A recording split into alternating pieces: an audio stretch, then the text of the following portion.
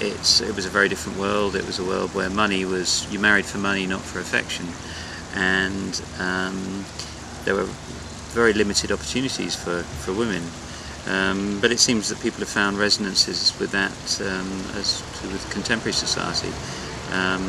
So it was really to draw those parallels, but to make this world as believable, as true as possible, and to also recover and use the wit that you find and fun that you find in Jane Austen's novels, and keep that in the film as well.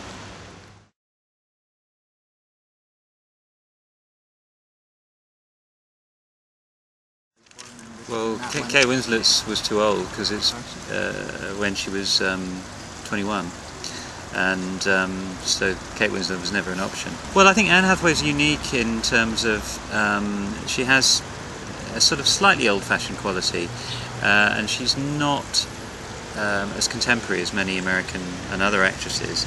So I sort of always believed that she could pull off this, and also she happened to be a real expert on Jane Austen. She'd written a thesis when she was a student on Jane Austen. She'd read all her books more than once, and she knew far more about Jane Austen than I did. And when I met her and auditioned her, she was very, very committed and ambitious to play the part. And with something like this, it's such a big journey to make. That's a very important part of the process of casting.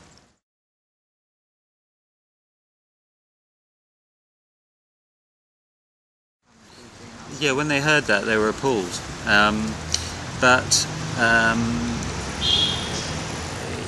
We made the film before Devil Wears Prada, so when the film came out, people didn't really know. People who hadn't read all the journalism weren't 100% sure where she was from, and her accent was so good because she worked very long and hard. People either didn't know she was English or completely wasn't English, or completely forgave the fact that she was American because she absorbed herself so well into the part. And it's always the way with that. I think it was true of Renée Zellweger before she got the part in Bridget Jones, but when she did get it, and she did it very well, and Gwyneth Paltrow as well, nobody really minds as long as they do a good job in the end of the day.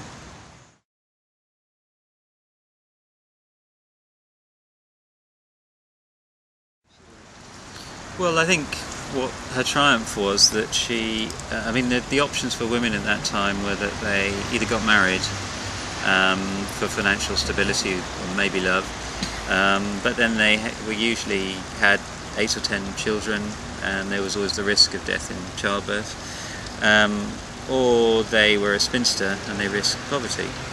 Jane Austen, I suppose, as a person, found this middle way. She had some independence towards the end of her life anyway, and she was able to dedicate her life to writing.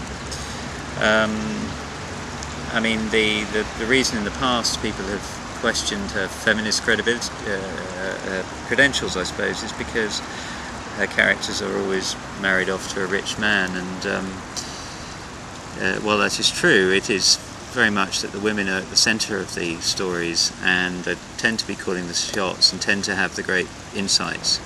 And of course, one of the ironies of our film is the contrast between the happiness she gave her characters and the sort of complex, slightly sadder reality of her own life.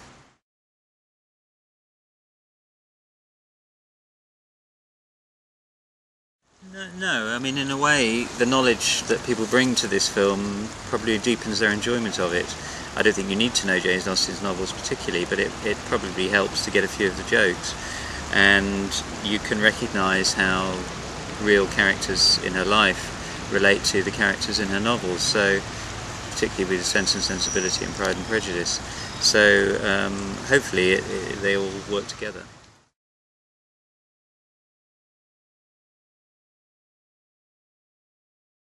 Oh, that one. Well, I mean, the only one remembers at this point is